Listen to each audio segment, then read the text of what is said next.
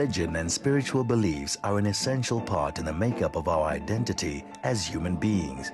Throughout history, stories are told of martyrs who made the ultimate sacrifice for what they believed in. Through the terror of the slave trade, African peoples clung to their religious beliefs as the only thing that was stable in their suddenly unstable world. Despite all of this, in the modern arena of football, many African players who practice these ancient traditions deny this indispensable element of their culture.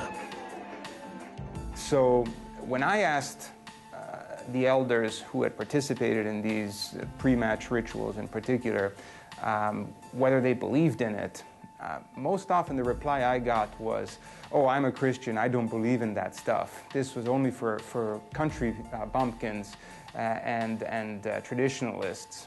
And then my follow-up question was always, well, did you participate then, and if so, why? And they would sort of hesitate, I think, suspecting disapproval on the part of an outsider, a white man, a Westerner. And for as long as you then define yourself according to a new accepted standard of, I shall wear a dress, I shall wear high heels, I shall, whatever it is, that's where the difficulty comes in. And I see that a lot in women like my mother, men and women like my mother, who've chosen to define themselves and define progress according to a Western norm of progress. So this is seen as backward, whereas being a priest, going to church, heading up at church is seen as progressive. There are some players, however, who hold these beliefs and who also believe that it is their duty to talk about them. It's up to individual how you feel about your ancestors or anything that you believe in it. You know what I mean? Because most of the players, they would say, no, they don't use muti, but they're using muti. You know what I mean? So I would say it's up to the individual, because I don't know why we have to hide. Because the head of something that is making you richer. You know what I mean? Because my ancestors, they are the ones who are making me play soccer. You know what I mean? Okay, God gave me the talent. God is watching me, protecting me. Even them, they are there and watching me and protecting me. You know what I mean? So I have to be proud of them. I have to tell everyone about them. Because I believe when I talk to someone about them, they are happy because they are watching. They are happy at all. This young man is talking about us, you know what I mean? This young man is happy, you know what I mean? So let's give him lucky, let's give him this and this, you know what I mean? That's what I believe. Akufanele usabe ukuthi ngikholwa enkolweni ethile. Akufanele ukusabele lokho. Ukuthi mina ngiNazaretha, so mina ngisonta kwaShem. Noma ngabe ungafica abanye abantu abakuthiwa bakholwa enye inkolo. Akufanele wena ushintshe yakhe inkolo ngenxa yabo. For these players, denying their traditions is the same as denying who they are as Africans. So if you hide yourself, it shows that you are not proud of who you are, you just want to be like someone else. So I think it's very, very wrong for people to deny their culture, for denying who they are, really. Yeah, I think it's very, very bad, and I think it's not something that a person can be proud of. You see, now me, I'm a role model of some of the guys, some of the child. I'm a role model, so I have to be strong to what I am, because if ngithi mina ngizoshintsha manje, if I change my religion, see, so I'm like a teacher now, see, I'm like a teacher, I'm like a leader, see, because kunabantu emva kwami abafuna ukuphila lempilo engiyiphilayo, see, so noma ngabe yini engiyiphilayo kumele mabalandele yona ukuthi uJomo uphila impilo kanje, uphila impilo kanje, akana amahloni ukuthi yena uyini nani. You see, you have to be strong on that.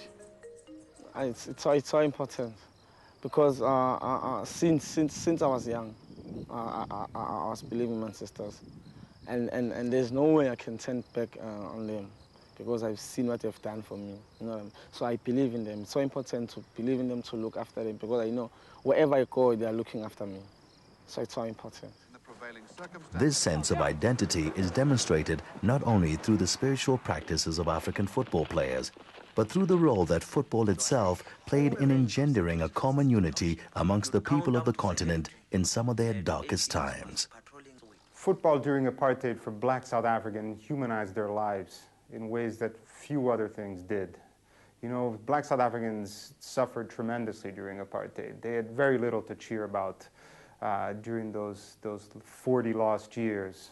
So football was something that provided a taste of freedom in many ways. And it was temporary, it was partial, but it was a moment, it was a space in which black South Africans could be themselves and run their own affairs. So it was a very powerful cultural form, football was. And what was interesting about football is that it was something that was taken from whites and Africanized, right?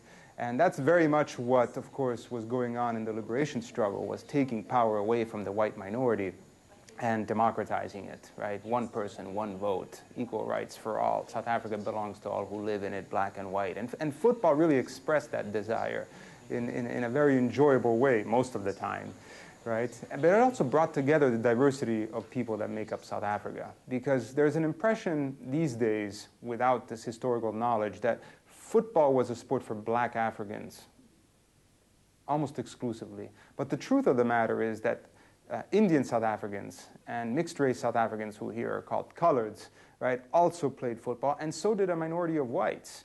So actually, football was the most representative sport of any other game in South Africa, and I think that's the basis for its claim of being the national passion in every respect.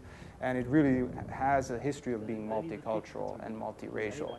So that's very, very important, because in a society that was so rigidly segregated, in which the color of your skin determined what opportunities you would have in life, right? Where you could live, where you could go to school, where you could go to the bathroom, which benches you could sit on, and so on and so forth, where you would be buried, right? In football, you had rare moments, but they were there, in which Africans, coloreds, and Indians, and in some cases even a handful of whites, could play together and demonstrate the lie of apartheid. Similarly, in Brazil, football became a symbol of upliftment, a way for impoverished peoples to better their circumstances. Depois desse primeiro momento, onde há essa possibilidade de trazer todas as camadas sociais para um só esporte, né, para uma só modalidade, a partir da década de 30, o futebol assume um valor que transcende isso, porque ele passa a ser uma marca da identidade nacional brasileira. Porque aí o Estado começa a enxergar no futebol a possibilidade de agregar todo o povo brasileiro, toda uma nação. E isso, ao longo do tempo, vem marcando de forma emblemática a história do Brasil. Não é à toa que hoje, no exterior, o Brasil é conhecido como o país do futebol, onde o futebol é uma marca emblemática da sua identidade, do seu povo, da sua nação. This unification stemmed from a sense of dedication and determination to ensure that all Brazil's people could find a common passion. A sentiment that's echoed in Candomblé with its origins in Africa. Que é justamente uma das principais palavras que você tem que ter dentro da casa de Candomblé. Determinação, dedicação e amor ao que você está fazendo. Então, o futebol ele envolve isso, o esporte ele envolve isso, ele faz você buscar força do seu interior, aonde também dentro da casa de Candomblé a gente sempre procura dizer que a fé não está fora, a fé está dentro de você, você tem que buscar aquela força interior. Então, o futebol principalmente, ele busca muito isso, superação. And the unifying force of football can be easily linked to the spiritual practices of those who play it. Football is a team sport, and magical rituals of various kinds are indulged in largely because of their team-building qualities and their psychological qualities that they bring to match preparation. And I'm not sure how many people truly believe in them, whether they're fervent traditionalists or not, but I don't think that's terribly relevant. I think what's relevant is that people do participate in it, regardless of what their religious beliefs are. And I think some of it has to do with cultural pride, that even though you may not be familiar with the details of the history of particular rituals, and they've probably changed over time, and some of them are just outright invented, that this is a link to your identity, to who you are and where you come from. The reasons for the loud silence that surrounds the use of African traditional rituals and medicines within the game of football may never be clear. But one thing is certain, there is a very real and spiritual ancient African tradition that forms the backbone of what football is. The beautiful game creates unity amongst almost every race, creed and culture. In Africa, this is called Ubuntu. In Zulu, it would be umuntu, ngumuntu, ngabantu. A person is a person because of people.